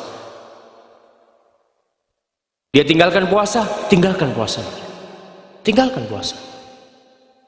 Bayangkan hak orang tua kita. Tapi untuk hal-hal yang perintah, yang kita harus melaksanakan, maka minta maaf sama orang tua kita. Maaf, Mi, ana ya, tolong Mi, doakan ana Mi, minta sama orang tuanya. Aku melakukan ini karena mencintai Rasul Sallallahu Alaihi Wasallam. Jadi tidak mentaatin orang tua dalam kemaksiatan seperti itu. Kita wajib taat dalam segala hal kecuali dalam kemaksiatan. Al-Imam Ahmad ditanya tentang orang tua yang manggil anaknya di rumah. Orang tua di dalam rumah, dia panggil anaknya, Fulan, ta'al. Tapi rumah orang tuanya ini karpetnya dari sutra. Gimana dia? Padahal dia nggak boleh menginjak sutra. Haram seorang laki pakai sutra. Kata Imam Ahmad, la yulabbi da'watahu. Nggak boleh dia. Nggak boleh dia masuk. Kata muridnya bertanya, ya Imam, abuhu yad'uh, bapaknya yang manggil. Ya, kalau dia harus masuk, dia gulung karpet itu. Dia gulung sampai depan bapaknya, lebih ya bapak. Dia menjawab panggilan bapaknya dan dia tidak melakukan dosa kepada Allah Jalla Jalla. Maka kita harus tahu diri di situ.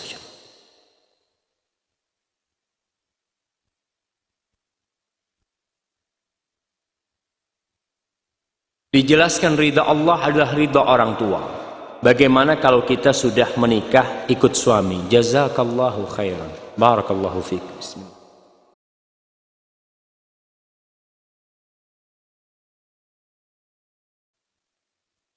Alhamdulillah. Anak perempuan berbeda dengan anak laki.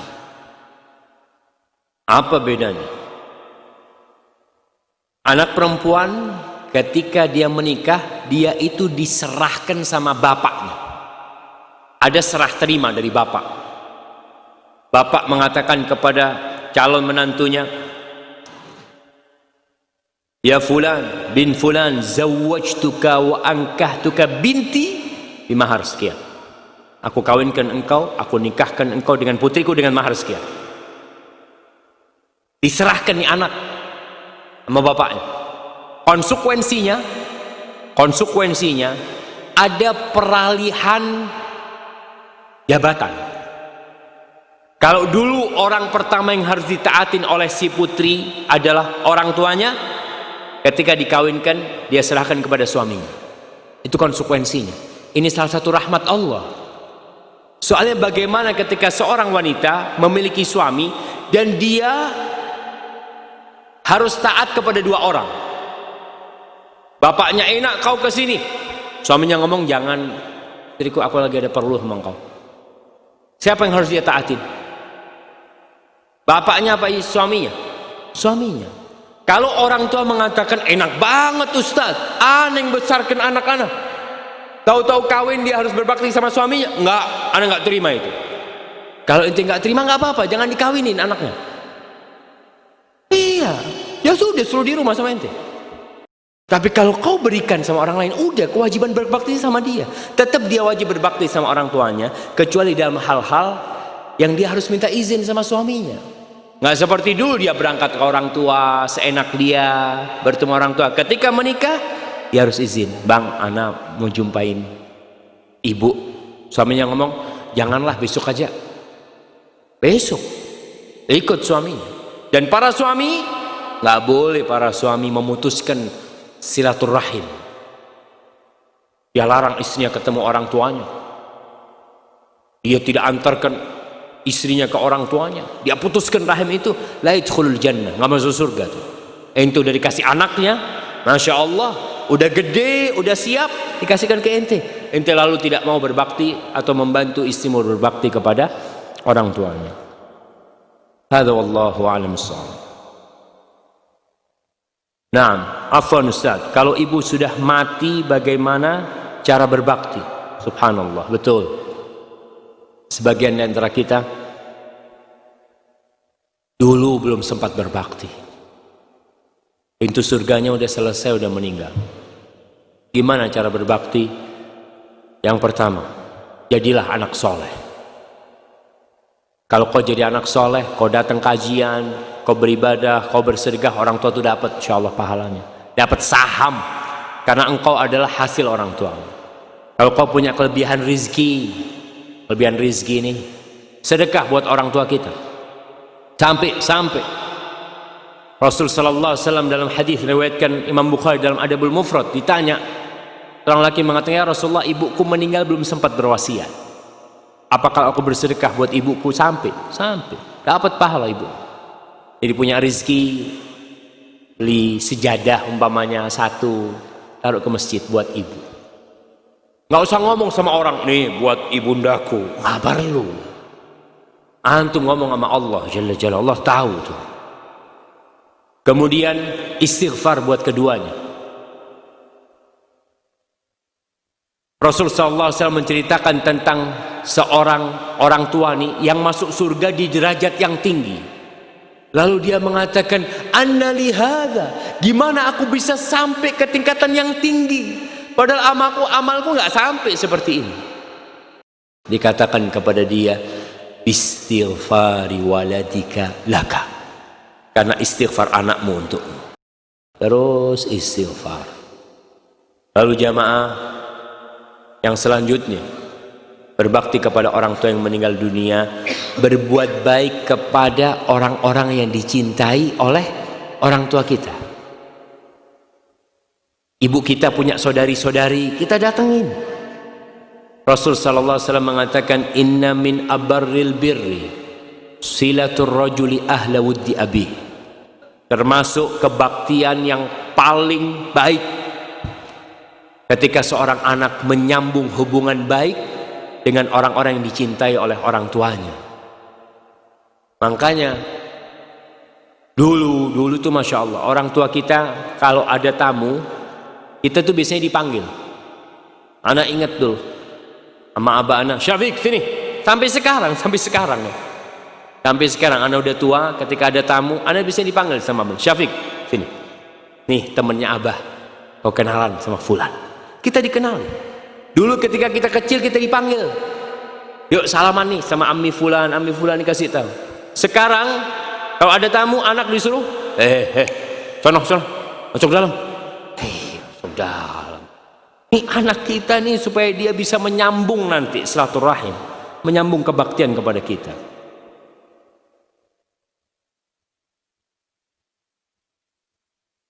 Ustaz, istri sulit diajak ngaji dan berpakaian syar'i.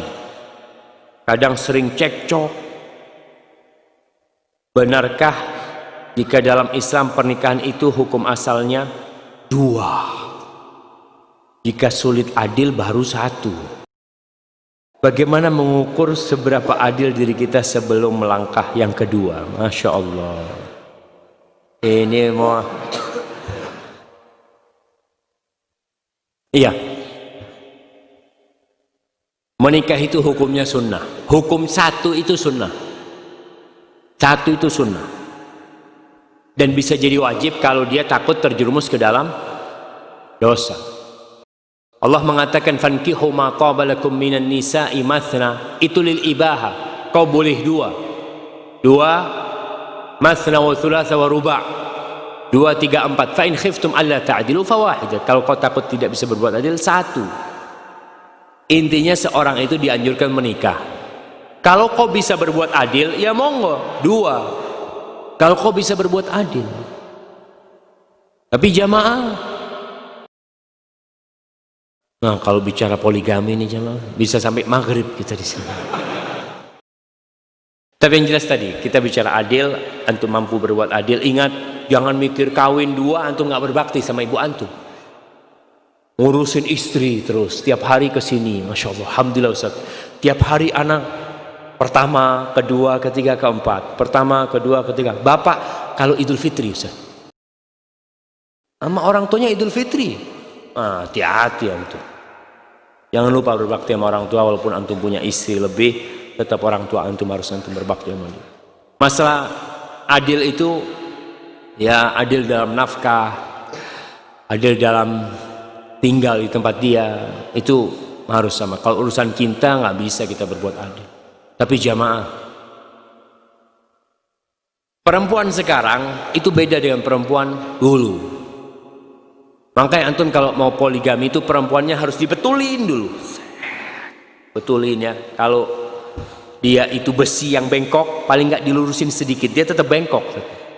Setelah itu antum insya Allah mudah-mudahan. Karena tidak sedikit orang yang kawin lagi, dia mengatakan sunnah, Masya Allah, sunnah Rasul, Alhamdulillah, anak bisa sunnah Rasul. Dapat 2 tahun cerai yang pertama. Mana ente istri? 1 lagi Ustaz, kata dia. Sama aja 1 akhirnya. Harus sabar antum juga kalau nikah lagi ya.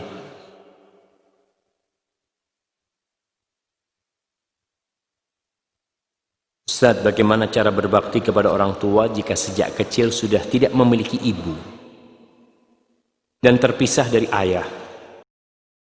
Karena dahulu orang tua saya bercerai dan saya diasuh oleh saudara ayah dan dilarang bertemu ibu karena suatu sebab.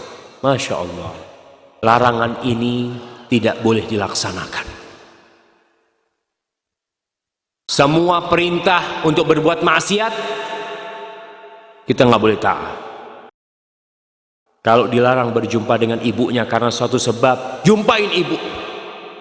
Ibuku yang melahirkan aku, 9 bulan aku di perutnya. Cukup itu sebagai kebaikan ibuku, walaupun ibuku mungkin tidak pernah membesarkan aku. Kalau ada satu sebab mungkin ibunya melakukan suatu kesalahan, oke. Allah itu Tawwabur Rahim. Allah Maha menerima taubat. Kalau ibunya masih berbuat dosa, si anak ini punya kewajiban bagaimana mengajak ibunya meninggalkan dosa itu, jamaah. Maka tetap, jadi kalau disuruh memutuskan silaturahim, kita nggak boleh taat.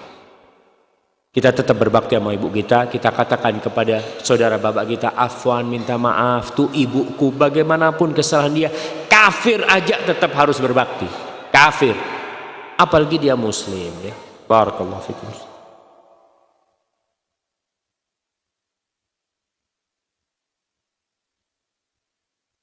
Ustadz, anak ingin punya tambahan anak, sedangkan ana juga merawat ibu ana. Bagaimana doa yang sebaiknya ana pinta pada Allah? Ana ingin ibu keadaannya seperti dulu sehat. Ana juga ingin punya banyak anak. Masya Allah. Nih, dia berpikir takut kalau dia punya anak, dia tidak bisa merawat ibundanya.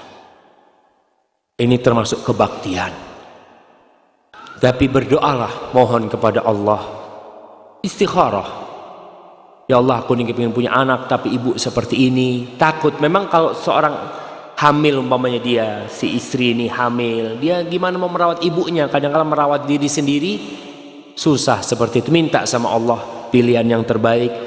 Insya Allah Allah kasih jalan keluar. Mungkin Allah kasih rezeki kepada dia sehingga dia bisa memiliki pembantu yang membantu dia kelak merawat ibundanya. Atau apa, Allah tinggal kun fayakun. Minta yang terbaik kepada Allah Jalla Jalla. Kalau memang takut tidak bisa merawat ibu kalau sedang hamil atau punya anak, ya, itu termasuk bolehlah kita istikharah dalam kondisi seperti itu jemaah. Assalamualaikum Ustaz. Ana saat ini sedang merawat ibu ana yang lagi sakit stroke di rumah suami ana.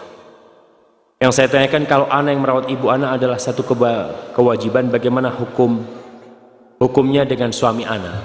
Suami anti ketika membantu anti, dia nggak wajib merawat ibunda anti, tapi dia wajib membantu seorang muslim yang membutuhkan bantuan, apalagi mertuanya. Tapi engkau berbakti, alhamdulillah suami mengizinkan, ini satu nikmat, kau harus bersyukur, kau hargai suamimu.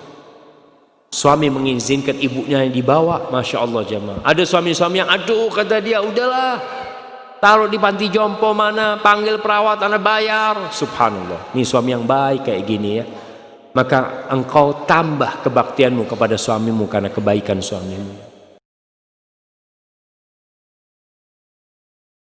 Nah, kalau merasa jenuh, capek, ingat sebelum tidur baca Subhanallah 33 kali, Alhamdulillah 33 kali, Allahu Akbar 34 kali. Mudah-mudahan Allah kasih kau kekuatan untuk merawat jamaah. Ada seorang ustadz cerita, ada cucu ngerawat neneknya. Cucu ini ngerawat neneknya. Si cucu ini bingung, kenapa cuma dia yang ngerawat neneknya? Dia punya kakak, kok bukan kakaknya merawat neneknya? Sampai si cucu ini bosan. Udah mulai gede, dia ngomong, Ummah, Bu, kenapa kok aku sih yang ngerawat nenek terus? Kakak dong sekali-kali, capek aku Bu, macem-macem. Si cucunya ini ngomong. Sampai suatu saat ibunya mendudukkan cucu anaknya. Nah, aku mau cerita sama engkau. Kenapa kok engkau yang merawat nenek? Suatu hari terjadi kebakaran di rumah kita. Rumah kita tuh 2 lantai. Ketika kebakaran terjadi itu semua keluar. Bapak gendong kakakmu dan ibu gendong engkau dan nenek turun. Ketika sampai ke bawah, bapak tanya, mana bayinya? Engkau maksud itu waktu bayi. Ternyata yang digendong sama ibu bantal.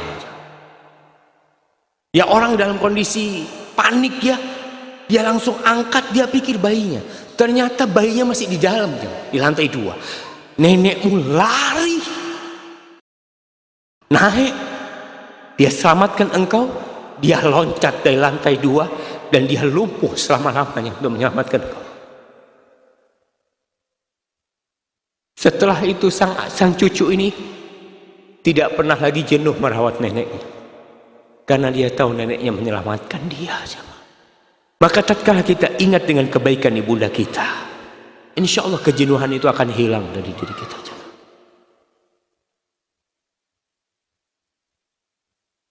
Ustaz Syafiq, bagaimana hukumnya jika ibu selalu mencampuri urusan rumah tangga? sehingga saya dan pasangan saya sering bertengkar Ustaz.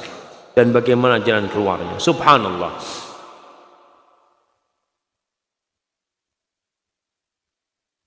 Ini yang bertanya suami apa istri? Hah? Suami apa istri? Istri yang tanya. Akhwat, tayyib. Iya. Jadi ibunya si istri yang suka mengikutin. Fiqhun nikah atau fiqhul usrah, fikih rumah tangga itu banyak tidak dipahami oleh orang tua. Ketika dia menikahkan putrinya, dia itu nggak boleh turut campur. Kalau ada masalah-masalah di rumah tangganya yang memang harus ada campur tangan dia minta izin dulu. Dia minta izin dulu. Abu Bakar Siddiq pernah masuk rumah Nabi alaihi salatu wasallam ketika lagi ribut Nabi sama Aisyah radhiyallahu taala anha. Itu minta izin, dikasih izin baru. Keributan di rumah tangga itu biasa terjadi. Si suami kadang kala telat ya, si suami ini itu, ibunya itu gimana punya suami, nggak bener suamimu. Jangan. Kalau mau ngomong sama istrinya, nggak perlu suaminya tahu. Kau coba kasih tahu suamimu macam-macam dengan cara yang baik, dan harus sabar, doakan ibunya, kasih pemahaman yang benar kepada ibundanya.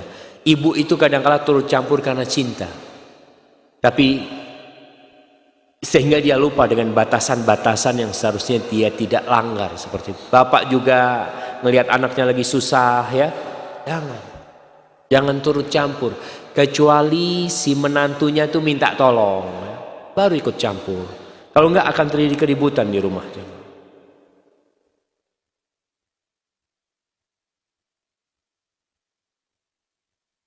Bagaimana kedudukan mertua? Apakah sama dengan orang tua kandung kita? Nggak sama. Tapi tetap tadi udah disampaikan, orang mertua kita tuh udah ngasih anaknya sama kita. La yashkurullah man la yashkurun nas. Tidak bersyukur kepada Allah orang yang tidak bersyukur kepada manusia. Nih Masya Allah, kau dikasih anaknya udah gede, nggak ikut engkau menyekolahkan dia, kemudian dikasih, bantulah tuh istrimu untuk berbakti sama orang tuanya. Tapi kedudukannya tentunya tidak sama. Bagaimana cara menjalin hubungan yang baik dengan mertua? Karena mesti banyak ketidakcocokan, wajar. Ketidakcocokan dengan mertua itu antum berusaha menyenangkan hati mertua. Mertua punya keinginan macam-macam, kita nggak cocok, ya berusahalah dengan mendoakan dia. Al-Imam Syafi'i rahimahullahu ta'ala, dia mengatakan sebuah obat untuk banyak penyakit. Kita punya permasalahan apa nih obatnya? Salah satunya kata Imam Syafi'i, wa in kathurat uyubuka fil baraya wa sirruka an yakuna lahu ghita'u tasattar bis-sakha'i fa kullu 'aibin yughatihi kama qila as-sakha'u. Kata Imam Syafi'i, kalau engkau memiliki banyak kekurangan di muka bumi ini, ingat kekuranganmu harus kau tutupin supaya orang nggak tahu. Kau tutupinlah kekuranganmu. Terus gimana nutupinnya? Tutupin kekuranganmu dengan suka berderma, suka berbagi. Orang tuh kalau punya rezeki dia bagi ini macam, orang lupa dengan kesalahan kita. Maka bismillah antum berbuat baik sama orang tua, punya rezeki ingat sama mertua, alhamdulillah ini aku punya ini itu, insya Allah. Yang awalnya tidak cocok, lama-lama orang tua ngomong insya Allah cocok karena sama menantu kayak gini nih cocok. Ya kalau antum baik sama mertua.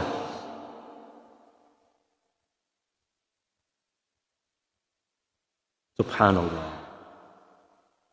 Anak saya sudah bersuami, namun berzina dengan laki-laki lain.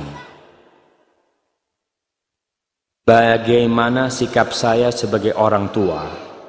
Apakah suaminya berhak menceraikannya? Tidak ada hukum rajam di sini. Baik. Bagaimana menghapus dosa zina dia? Para jamaah, Allah Jalla Jalla mengatakan wala taqrabuz zina. Innahu kana fahishatan wa sa'a sabila. Kalian jangan mendekati zina. Zina itu perbuatan, na'udzubillah, perbuatan yang kecil dan jalan yang buruk. Mendekati aja nggak boleh. Makanya dalam Islam tuh hubungan lelaki dengan perempuan ada batasan-batasan yang ketat sekali. Nggak boleh kita berduaan dengan perempuan, berduaan dengan lelaki yang bukan mahramnya, nggak boleh. Bersentuhan, model sekarang nih, salaman, cipiki-cipika, insya Allah. Siapa? Saudara ana dalam Islam, Ustaz, insya Allah. Ya sudah, nggak boleh. Kalau mahram inti baru boleh. Dan itu membuat orang, mulai ketika kita sentuh tangan, ngobrol adep-adepan berdua, panggilan setan semakin dahsyat, berzina. Maka tolong dalam urusan zina ini, lorong-lorong yang mengantarkan ke zina tutup. Tuh para istri, para perempuan, ingat kalau kau punya teman banyak di Facebook, di Twitter, di WA yang bukan mahrammu, yang nggak ada urusan, delete semuanya. Nggak ada urusan sama mereka. Anak ada urusan sama suami anak, sama kerabat-kerabatnya, oke. Si suami juga seperti itu. Suami kalau punya swipe-swipe cewek di Facebooknya, enggak, anak ini berdakwah kepada dia. Oh, Masya Allah, anak minum ya, bismillah. Jangan, pokoknya pintu-pintu itu tutup, subhanallah. Anak kadang-kala kalau sudah ada WA dari harim-harim nih, yang udah mulai panas, anak kasihkan ke istri anak. Ente yang jawab. Supaya apa? Supaya dia tahu diri. Kadang-kala ngomongnya udah mulai nggak enak. Ketika dia ada, alhamdulillah. Mau nggak mau tuh perempuan kalau ketemu sama perempuan juga, mulai ngomongnya yang lurus-lurus. Makanya sama antum laki, apalagi antum, masya Allah, di Facebook sebagai pendakwah, ustaz, ada dakwah. Hati-hati ya jamaah. Baik, berkaitan dengan ini gimana? Na'udzubillah minaz zina, dia harus benar-benar bertobat nih perempuannya. Nggak ada hukum rajam, di negeri kita nggak ada. Kalau dia memang dosanya sudah ditutupin, hendaklah bertobat. Suami berhak menceraikan, berhak. Tapi kalau si wanita sudah bertobat dan suaminya masih mau, tafadhol. Dengan sikap orang tua, kadang-kala salah didik orang tua ini, anaknya jadi seperti ini. Kita di Indonesia jamaah, kalau ada anak perempuan dibawa sama cowok, Masya Allah, alhamdulillah, anak-anak sudah laku, Ustaz. Ada yang bawa tuh, Insya Allah ente. Itu terjadi di masyarakat jamaah. Kau biarkan anakmu berzina, jangan harap kau masuk surga. Engkau akan ditarik sama anak-anak. Ya Allah, nih bapakku, ya Allah, nih ibuku yang tidak pernah mengajarkan kepada aku tentang Allah, tentang surga dan neraka. Aku dibiarkan bergaul bebas. Hati-hati. Maka orang tuanya pun harus mohon ampun sama Allah. Jangan-jangan karena dia salah didik. Seperti itu. Hadza wallahu a'lam bishawab. Terakhir nih.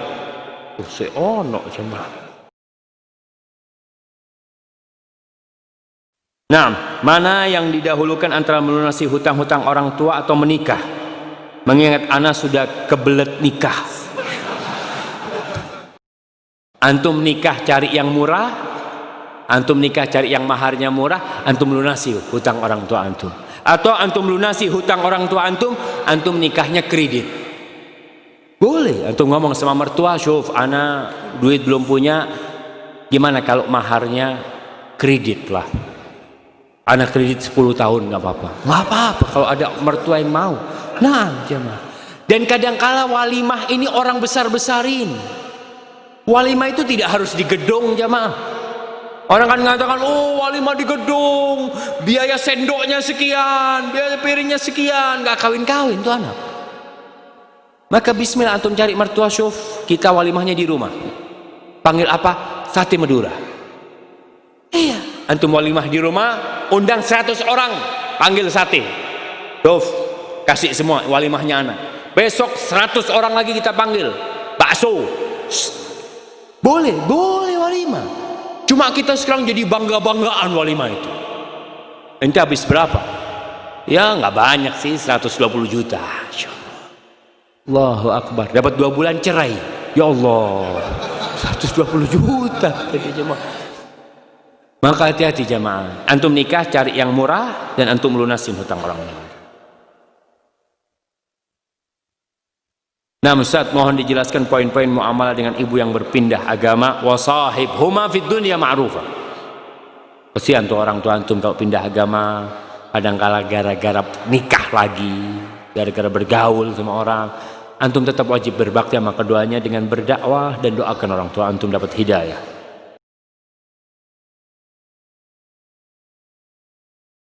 Ana mau tanya, jika ibu kita tidak setuju dengan salah satu wanita pilihan anaknya, lalu apa yang harus kita lakukan? Bismillah. Antum cari wanita yang lain. Ustaz, udah kadung jatuh cinta Ustaz. Itu yang jadi masalah. Antum jatuh cinta dahulu, kemudian ngomong sama orang tua. Orang tua nggak cocok. Maka gimana solusinya? Antum memohon kepada orang tua. Kadang-kala orang tua nggak cocok itu banyak alasan. Orang tua takut anaknya dibawa sama tuh perempuan nggak berbakti kau sama dia. Banyak yang ditakutkan oleh orang tua. Maka kau harus dilakukan sama orang tua. Kalau orang tua nggak terkena, aku nggak kepingin kau dapat umpamanya orang luar Jawa lah. Kenapa? Aku takut kau nanti dibawa ke sana. Nikah sama orang Kalimantan, ibunya nggak setuju. Karena mau nggak mau ada celah nih anak dibawa gitu kan. Enggak, aku minta kau nikah sama orang Surabaya juga. Kenapa Bu? Aku takut kau dibawa. Siapa yang ngurusin ibu nanti kalau kau dibawa? Jadi ada pertimbangan-pertimbangan orang tua yang antum harus perhatikan. Kalau orang tua nggak mau dengan yang umpamanya, ibu nggak maulah sama yang nggak pakai kerudung, ya antum harus taati. Cari perempuan yang pakai kerudung. Kalau ibunya ngomong ibu mau menantu yang tidak pakai kerudung, gimana tuh? Wah berat nih. Katakan sama ibu, Bu, kalau aku dapat istri nggak pakai kerudung, dia ajak sama Tuhannya nggak taat. Dia ajak sama memberikan rambut, memberikan mata, telinga, yang memberikan body kepada dia nggak taat. Mana mungkin dia mau taat sama suami yang nggak ngasih apa-apa, ibu? Katakan kepada ibunya dengan cara yang baik, yang santun, dan memohon sama ibunya. Hadza wallahu a'lam bishawab jamaah. Itu yang bisa kita kaji pada kesempatan kali ini. Anak mau kasih hadiah. Sebutkan 4 perkara berbakti kepada orang tua yang meninggal dunia. Antum sudah dapat hadiah belum? Baik. Mendoakan, menyambung silaturahim,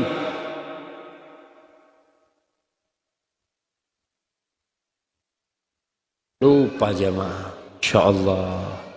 Baik, ana minta yang 4, yang 2 yang jauh situ. Nah, ya antum. Sedekah jari buat orang tua. Banyak istighfar. Nyambung silaturahim.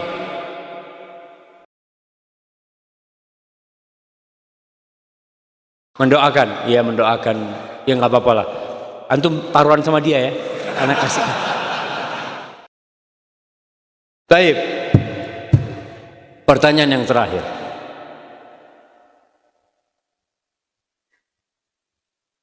Siapa nama sahabat yang Nabi mendengar bacaan dia di surga?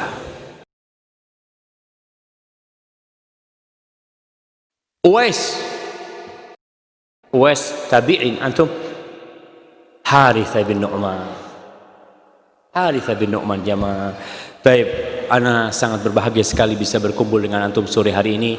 Mudah-mudahan pulang dari sini antum telepon orang tua antum punya rezeki kirim kepada dia, antum bisa jumpain, cium keningnya, cium tangannya, pijit kakinya, dan doakan dia. Rabbana ighfir lana wa liwalidina warhamhum kama rabbawna saghira. Sallallahu ala nabiyyina Muhammadin wa ala alihi washabihi wasallam. Wassalamu alaikum warahmatullahi wabarakatuh.